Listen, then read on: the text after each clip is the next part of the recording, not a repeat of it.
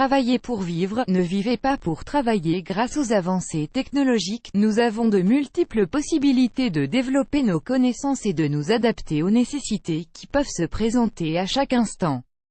Souvent, nous disons qu'il faut trouver un travail que l'on aime vraiment, car c'est l'unique manière de ne pas travailler un jour de notre vie. Nous savons que ce n'est pas une chose facile car, pour pouvoir vivre, de nombreuses personnes sont obligées de mener à bien un développement professionnel qui ne s'ajuste pas toujours à leur goût, voire à leurs valeurs. Pourtant, ce n'est pas une fatalité. Si nous passons une grande partie de nos journées dans un environnement qui nous est hostile et qui vulnérabilise nos principes, tôt ou tard, cela va affecter notre santé, tant émotionnelle que physique. La vie est trop courte pour se tromper de travail.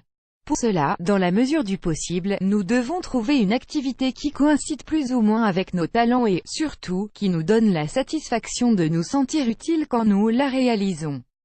Nous vous invitons, dans la suite de cet article, à réfléchir sur ce sujet.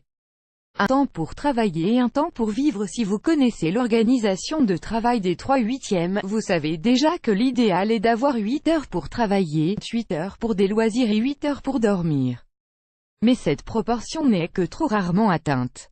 Les heures supplémentaires, le temps que nous perdons dans les déplacements et les journées morcelées nous font souvent perdre des heures précieuses. Les experts en psychologie du travail distinguent 3 types de profils au moment d'analyser l'environnement de travail et les contextes complexes qu'il peut entraîner. Nous vous les révélons dans la suite de cet article.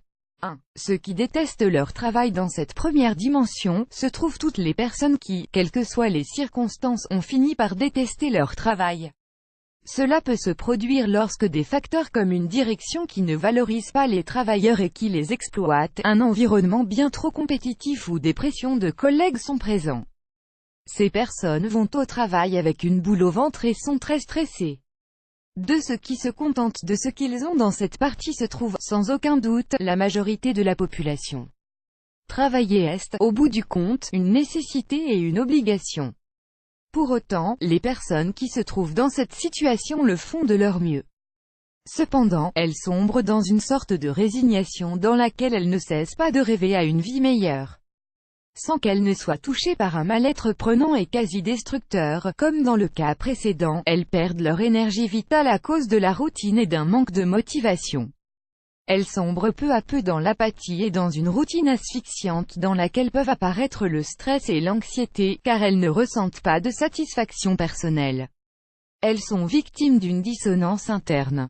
Le travail est le fil rouge de notre vie, mais ne peut pas nous définir ou être la seule chose qui nous rend fiers de nous et orgueilleux. Même s'il existe de nombreuses différences interpersonnelles, la plupart des gens peuvent souffrir de dépression à cause des schémas que nous venons d'évoquer. 3. Ceux qui aiment ce qu'ils font. Dans ce groupe, on retrouve ceux qui ont trouvé un but à leur vie, qui les définit et qui les identifie. Pour eux, travailler n'est pas une obligation, mais le sens de leur vie. Avec leur travail, elles ne promeuvent pas simplement leur propre satisfaction, mais elles améliorent également la qualité de vie des autres. Les personnes qui travaillent dans ce qu'elles aiment et qui ont eu la chance de trouver un contexte qui valorise leurs capacités, travaillent par vocation. Le mot vocation vient du latin et signifie « un appel qui vient de notre intérieur pour mettre notre voix en action ». Cette dimension est une chose que nous devrions tous découvrir dans notre existence. Les nomades, les travailleurs du futur dans notre société en mouvement, qui est tous les jours plus complexe, un nouveau profil de travailleur a surgi, aussi intéressant qu'utile. On les appelle les nomades, et voici leurs principales caractéristiques. Le nomade peut être une personne jeune ou mature, qui dispose de capacités qui peuvent être utiles aux autres et qui souhaite les transmettre. Le nomade comprend que son travail doit être sa passion, mais il veut le faire de manière indépendante, sans avoir personne au-dessus de lui.